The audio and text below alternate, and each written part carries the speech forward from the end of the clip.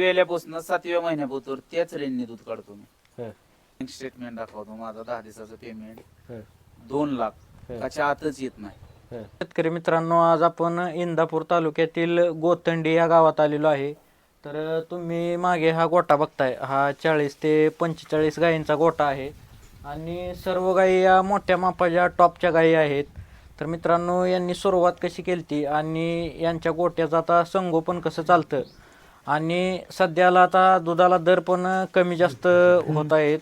तर या कमी दरामध्ये किंवा या व्यवसायात टिकून राहण्यासाठी काय केलं पाहिजे अशी संपूर्ण माहिती आपण या व्हिडिओच्या माध्यमातून जाणून घेणार आहे. जर कोणी आपल्या चॅनलवर नवीन असेल तर चॅनलला सबस्क्राईब करा, म्हणजेच असेच नवनवीन व्हिडिओ तुम्हाला आपल्या चॅनलवरती पाहायला मिळतील. नमस्कार, आपला परिचय द्या पहिल्यांदा. माझं नाव माऊली पांडुरंग मुनमुले, राहणार गोतंडी, तालुका इंदापूर, जिल्हा पुणे. आपला आता किती गायींचा गोठा आहे? आता 40-45 गायांचा गोठा आहे. 40-45 गायींचा. तर तुम्ही या व्यवसायाला सुरुवात कधी केली होती?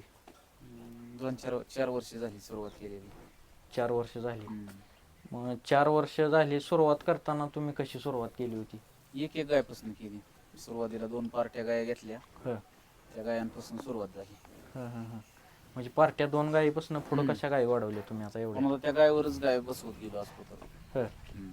मग आता नवीन जर कोण करायला गेलं तर काय करते ती? बाजारातनं 1-1.5 लाखाच्या गाय आणते ती. तुम्ही म्हणला पहिल्यांदा पार्ट्या गायीपासून सुरुवात केली. पार्ट्या गायापासून सुरुवात केली. आता जर 1-1.5 लाखाच्या गायापासून जर सुरुवात जर केली हं, तर धंदा लय दिवस टिकत नाही. हं, हं. मग कशामुळं?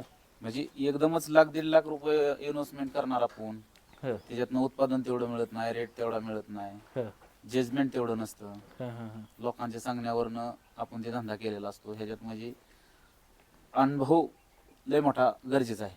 हं, हं, हं. म्हणजे सुरुवात करताना म्हणजे तुमचा पहिला काय व्यवसाय होता का शेतीच करत होता तुम्ही? पहिल्यांदा गाडी चालत होती आपली तरकारीवर छोटीशी हं, पुण्याला. हं, तर ती काय बरोबर वाटलं नाही, रोडवरचा धंदा होता, हं. त्याच्यामुळे ती कॅन्सल केला आणि आपलं गायांचं चालू केलं आम्ही. हं, हं, हं.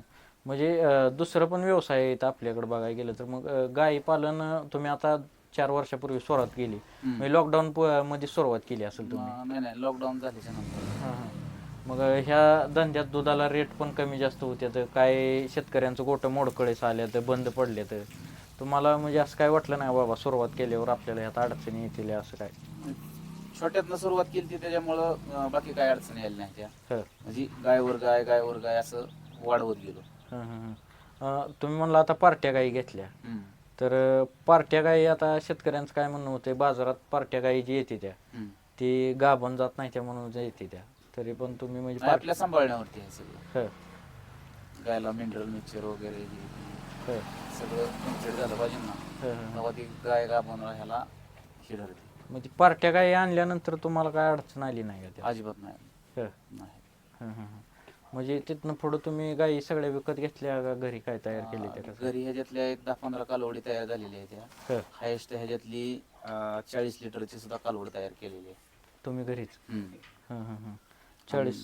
12व्या महिन्यात लागवड बी केलेली आहे ती कालवडी. हं, हं, हं. मी कालवडी संगोपन पण केले तुम्ही? हो, काय केलं. मग आता शेतकऱ्याचं म्हणणं काय येते की दूध धंद्यात कालवडी पालन म्हणजे करून परवडत नाही, डेअरीला दूध जात नाही, त्यांनाच दूध पाजायला लागते, तर म्हणजे परवडत आहे का कालवडी संगोपन? सुरुवातीला जरा थोडस खर्च होतो कालवडीला, पण त्याच्यानंतरचं उत्पादन मिळणार त्याच्यापेक्षा बी जास्त मिळतं. हं. हम्म.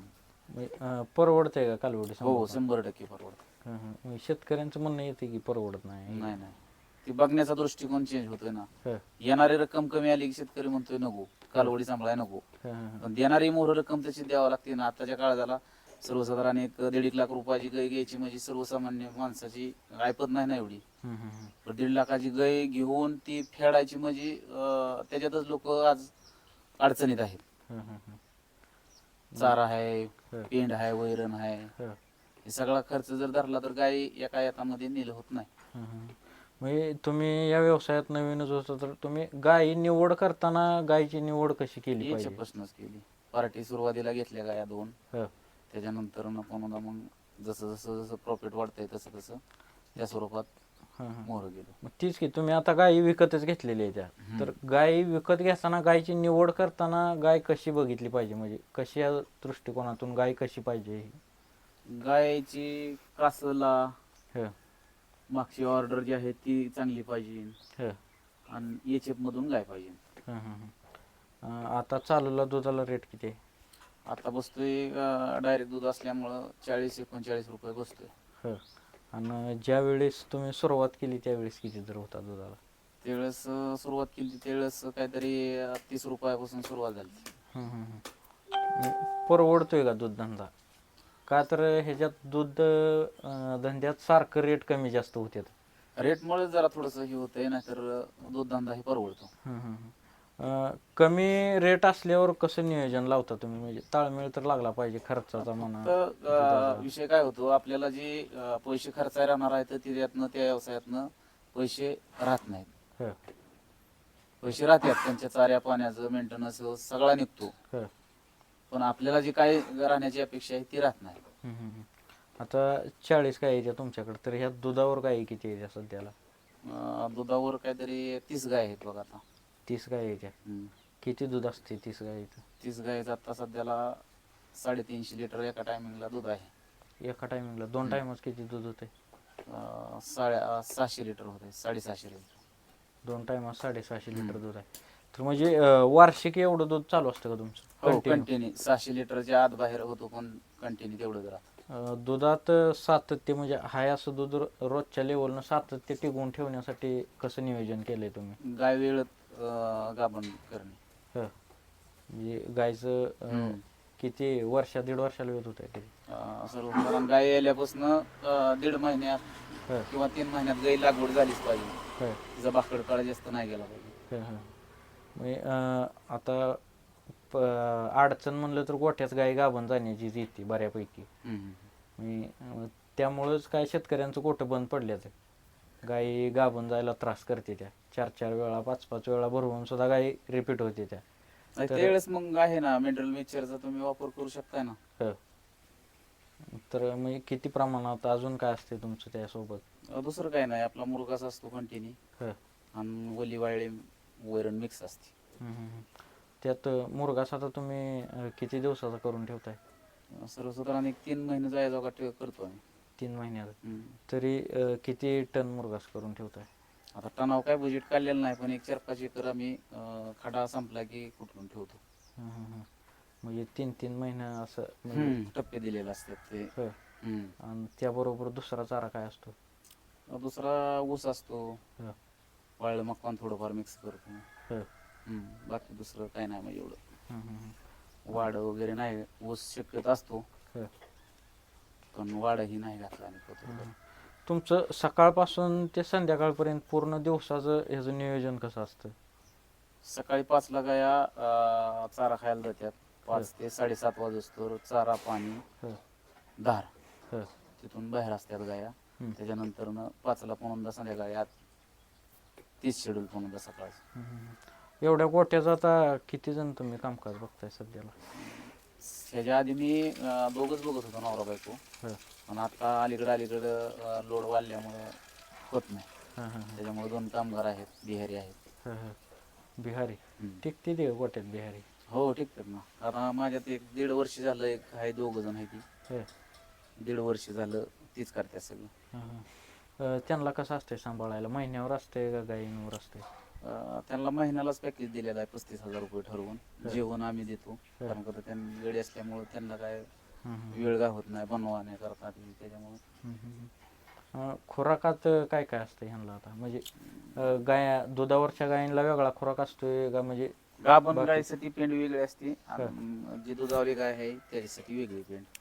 दुधावरल्या गायींना आता कोणत्या कोणत्या प्रकारचे पेंड असतात त्यात? हिराच टाकतोय तेवढी आता सध्याला. ह आणि गाभण गायींना? हिरातली दुसरी जी गाय आटलेली आहे त्यासाठी दुसऱ्या व्हरायटी असतात, ते वापरतो. आता म्हणजे हे दूध धंदा परवडण्यासाठी गाय कशी असणं गरजेचं आहे, म्हणजे किती लिटर दूध दिलं पाहिजे गायनं? सर्वसाधारण गाय 25+ पाहिजे. ह 25 प्लस. हम्म. आता आपल्याकडं किती लिटर पासून किती लिटर पर्यंत दूध देणाऱ्या गाई? माझ्याकडं 20 पासून सगळ्या वर आहे, 40 पोतर आहेत. 20 लिटरच्या पुढच्या गाई त्या सगळ्या. सगळ्या 20 लिटरच्या पुढच्या काय. हां हां हां. तर आपला ही गोठा जी आहे ती किती क्षेत्र आहे गोट्याचं तरी? 3 गुंठ आहेत सगळे. 3 गुंठ. किती खर्च आला होता या गोट्याला? ही 2013ला बांधला होता ही गोठा, त्यावेळेस 7.5 लाख रुपये घालवले ते गव्हाण हं. ही बाकी सगळं. आणि त्याच्यानंतर मागच्या 1 वर्षात ही केलेला आहे वॅक्सिन, हं. त्याला 1-2-3 लाख रुपये गेले.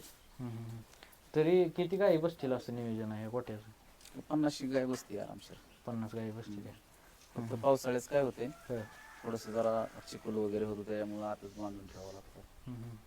आता तुमच्या गोट्यात तुम्हाला अडचणी काय काय जाणवते त्या, म्हणजे मस्टडी असेल किंवा गाय गाभण न जाणे किंवा इतर माझ्या काय? गोट्यात वर्षे मस्टडीच होत नाही. हं. आणि डॉक्टरचा मेंटेनन्स खर्च म्हणजे काहीच नाही. तर म्हणजे गोट्यात डॉक्टर फक्त गाय भरायसाठी येतो, हं. बाकी वादर काय नाहीच. मग आता बऱ्यापैकी 99% शेतकऱ्यांच्या गोट्यात मस्टडीचं प्रमाण जास्त आहे. नाही आपल्या इथं नाही. तर तुम्ही म्हणता आता इतर आजार काय मस्टडी वगैरे नाही, तर त्यासाठी काय काळजी घेताय तुम्ही गायींची?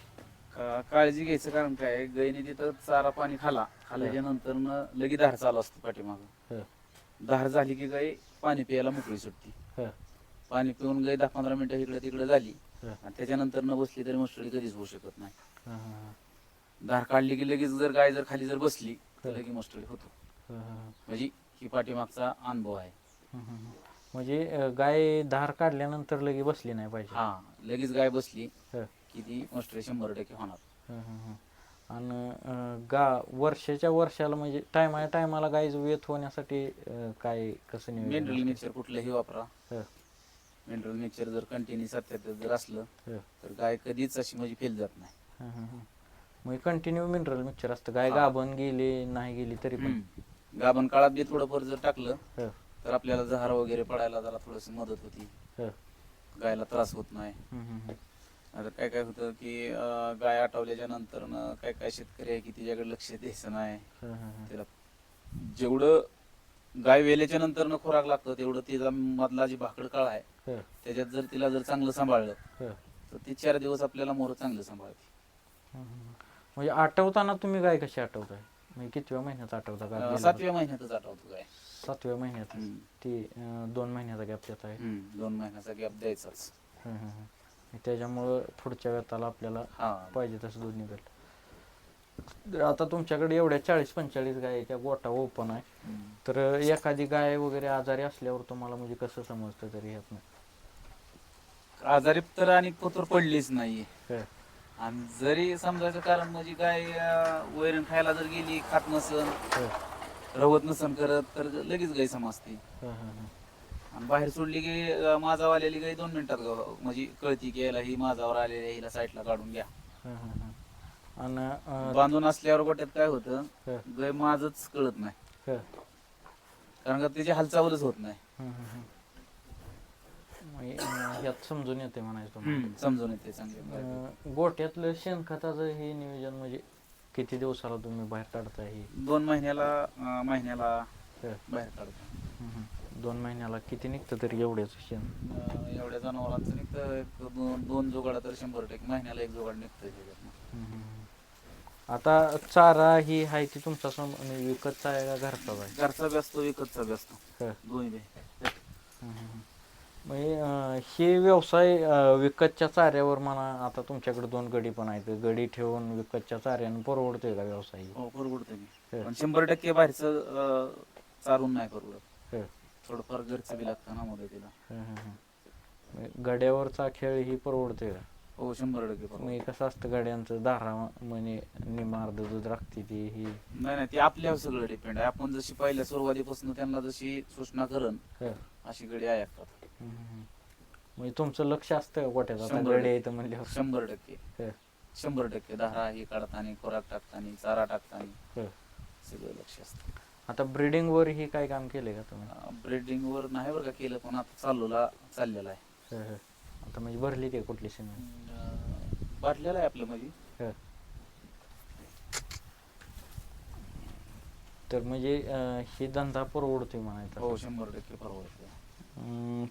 आता नवीन जर म्हणजे तरुणांना सुरुवात करायची म्हणलं तर त्यानं कशी सुरुवात केली पाहिजे, उतरलं पाहिजे काय व्यवसायात?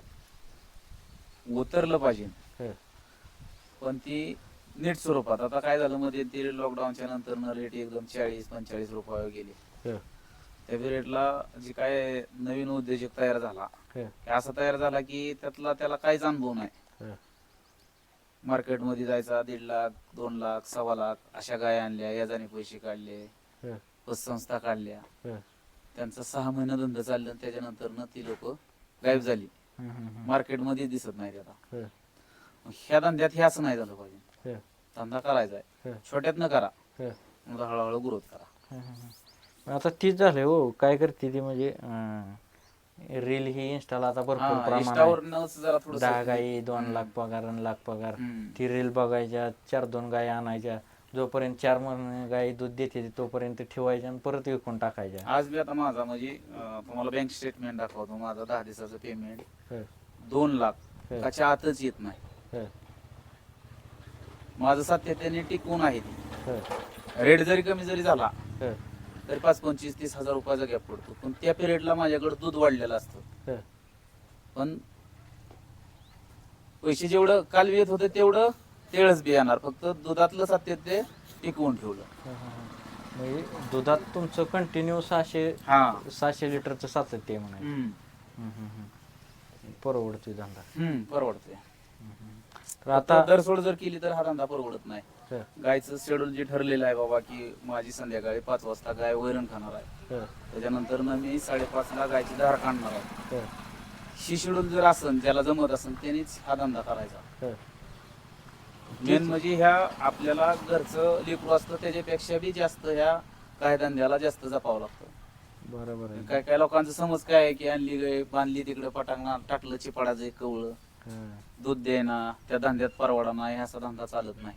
ती तसंच झालंय. काय करते ती गाय आणते ती नवीन नवीन 4 महिने गाय दूध जास्त देते आणि आटली का परत शेतकरी पण आणि त्याच्यावर आमच्या लक्ष देत धंद्यातलं नाही. हे कसं आहे माहिती आहे का, हं, गाय वेल्यापासून 7व्या महिन्यापासून त्याच रेंजने दूध काढतो मी. हं, आठवायची 7व्या महिन्यात, पण तिला बळच आठवायची, तिला पेंड चारायची, गाय आटायची, हं, त्याच्यानंतर गाय आटती. हं, हं. म्हणजे तुमचं गाय वेल्यापासून 7 महिने म्हणजे गाभ जाऊन आठवत, जोपर्यंत तुम्ही आठवत नाही हा. गाय तोपर्यंत दुधात म्हणजे तेवढं सातत्य हो आहे. सातत्य तेवढंच ठेवावं लागतं. म्हणजे त्यासाठी कसं नियोजन करताय तुम्ही?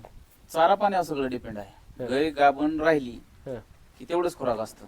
हं, आणि त्याच्यानंतर आठवल्याच्या नंतर हं, समज आता दुधाव गाय आहे तर आपण तिच्या बजेट नसणार बाबा की ती 30 लिटर दूध देते, त्या पटीत पेंड चारायची. त्याच्यानंतर आठवल्याच्या नंतर जे आहे हं. त्याला कमीत कमी 2.5 किलोचा तरी डोस पाहिजे एका टायमिंगचा पेंडीचा. तेव्हा ती मोर्चा येताला त्याच्यापेक्षा बी प्लस चालली जाते.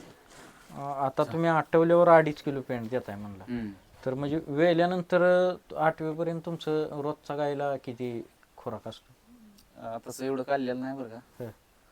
पण तरी पण किती मापानं काय त्याचं कसं असतं, आता माझ्याकडे 40 गाय आहेत. 40 गायातल्या 10 गाय गाभण राहिल्या, हं, 10 गाय गाभण राहिल्या, 30 गाय चालू आहेत. हं, त्या उसणारच खर्चाचं बजेट काढलं जातं हं. आणि त्यानुसार त्यांना दिलं जातं पेंट, चारा पाणी सगळं. म्हणजे खुराक देताना तुम्ही म्हणजे स्पेशल पाटी देताय का वैरणीवरच टाकताय? वैरण यूज टाकतो वैरणीवरच. मिक्स करून. मिक्स खुराक असतं काय? मिक्स कोणत्या प्रकारचं असतं त्यात? मिक्स म्हणजे हे चाऱ्यात मिक्स करायचं आणि तेच खायचं. हं, हं, हं. म्हणजे त्याच्यात ती पाणी वाचायचं, ते फुगवायचं, हं, ती चारायचं, ती तसं नाही. हं, हं. ह्यातनं आता तुमचं पुढचं टार्गेट काय आहे भविष्यात? म्हणजे एवढ्या गायी करायच्या, त्या गाय एवढ्याच ठेवायच्या, असं पुढचं टार्गेट? आता वाढवायच्यात गाय. आता थोडस जरा रेट वाढल्यात त्याच्यामुळं गोट्यातल्या गाया जास्त गाभण गेल्यामुळं दूध जरा थोडस कमी जास्त व्हायला लागले. 5-6 गाय आणणार आहे. ठीक आहे.